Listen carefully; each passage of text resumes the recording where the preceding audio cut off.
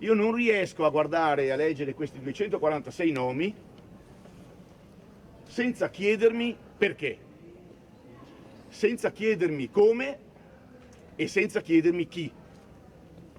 Non sono morti per una zaffata di vento, non sono morti di raffreddore, sono morti sterminati. Da chi? Dal fascismo. 254 ebrei veneziani furono deportati nei campi di sterminio nazifascisti durante la Seconda Guerra Mondiale. Solo 8 persone sopravvissero. I nomi dei 246 assassinati sono incisi nel monumento al campo del Ghetto Nuovo, davanti al quale il presidente della comunità ebraica veneziana Dario Calimani celebra la giornata della memoria accanto al presidente della regione Luca Zaia e al rabbino di Venezia Alberto Sermoneta.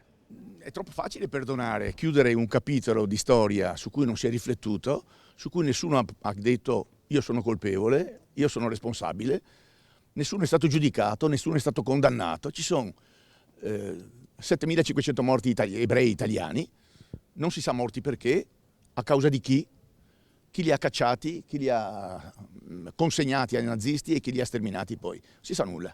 Sono 6 milioni le vittime complessive dell'Olocausto e di quanto accaduto in Italia in quegli anni, afferma con forza Calimani, non si è mai parlato sul serio nel nostro paese.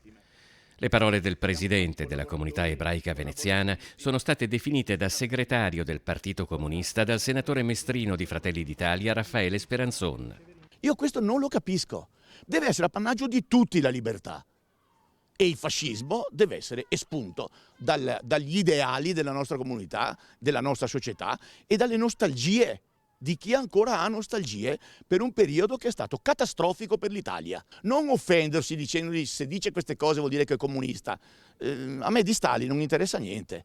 Il giudizio della storia su Stalin, i Gulag è già stato dato. Io sto parlando del regime che avevamo in Italia, non in Russia, non in Polonia, non in Ruanda, in Italia. Il nostro regime fascista.